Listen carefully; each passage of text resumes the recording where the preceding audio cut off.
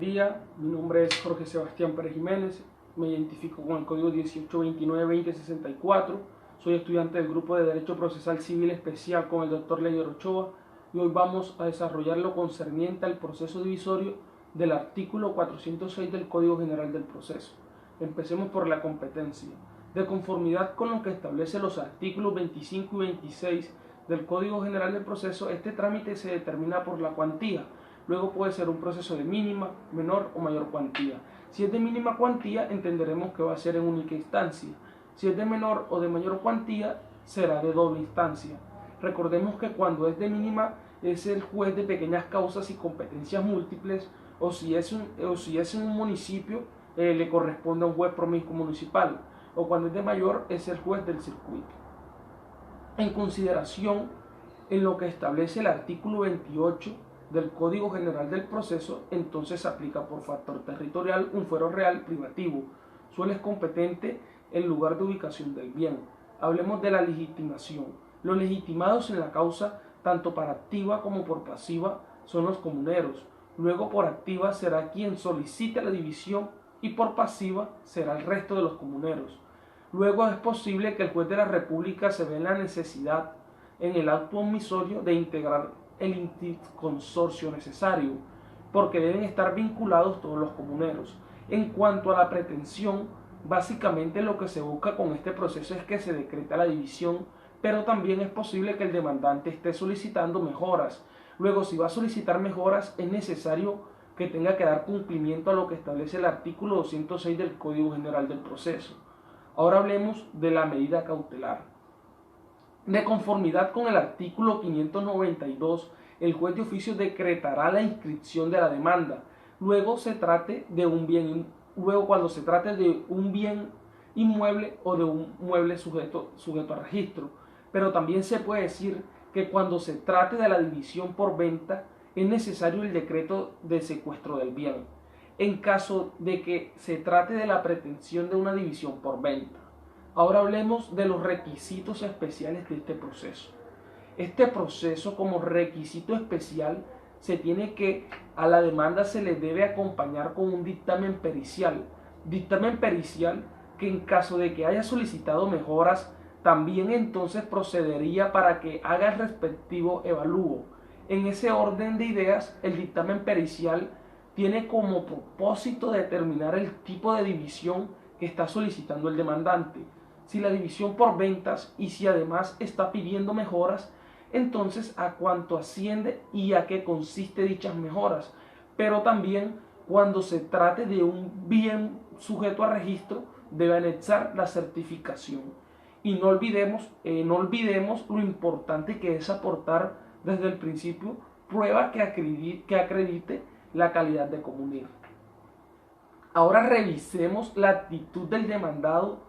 Formulada la demanda, si se arroja un auto admisorio, de ese auto admisorio, el cual se notifica personalmente al demandado, se dará a conocer a través de la notificación personal, pero también se le correrá traslado de la demanda y ese traslado siempre será de 10 días, sea una demanda de mínima, sea de menor o sea de mayor cuantía, cualquiera que sea. Ahora, ¿qué actitud puede ejercer en este término el demandado? Primero que todo, dentro del término de ejecutoria del auto admisorio de la demanda puede formular hechos constitutivos de secciones previas. Se tramitan por recurso de reposición y en él se tramitan por recursos de reposición. Y en el término del traslado de estos 10 días puede objetar el dictamen bajo los parámetros del artículo 228 del Código General del Proceso, pero también puede alegar por pacto de indivisión.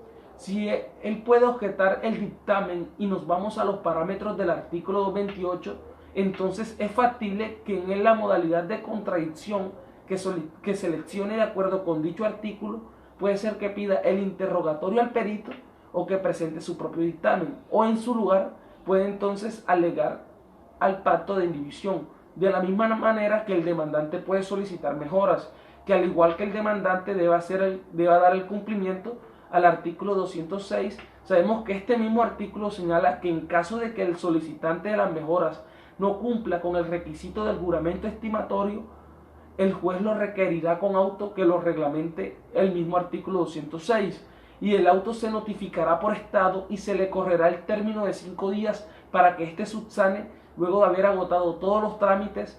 Entonces es posible que el juez dicte auto que niega la división, pero también es posible lo que se espera para que continúe el proceso, auto que decreta la división.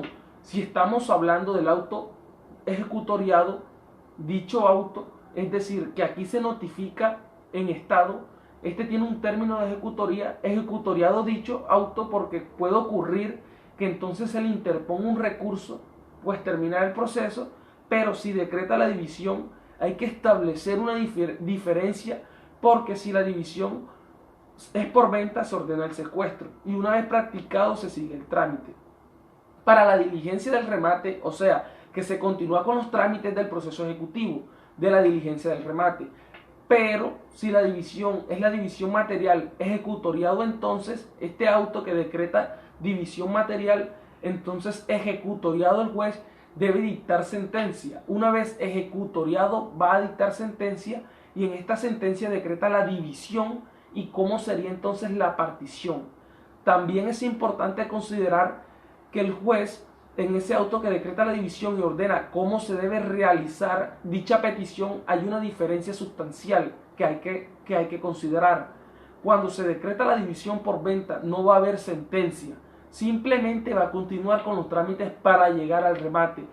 Pero si hay división material, si el auto que decreta la división es de la división material, entonces ejecutoriado dicho auto, el juez va a dictar sentencia y esta sentencia decreta la división y la modalidad de partición, cómo se va a partir dicho bien. Muchas gracias por la atención prestada.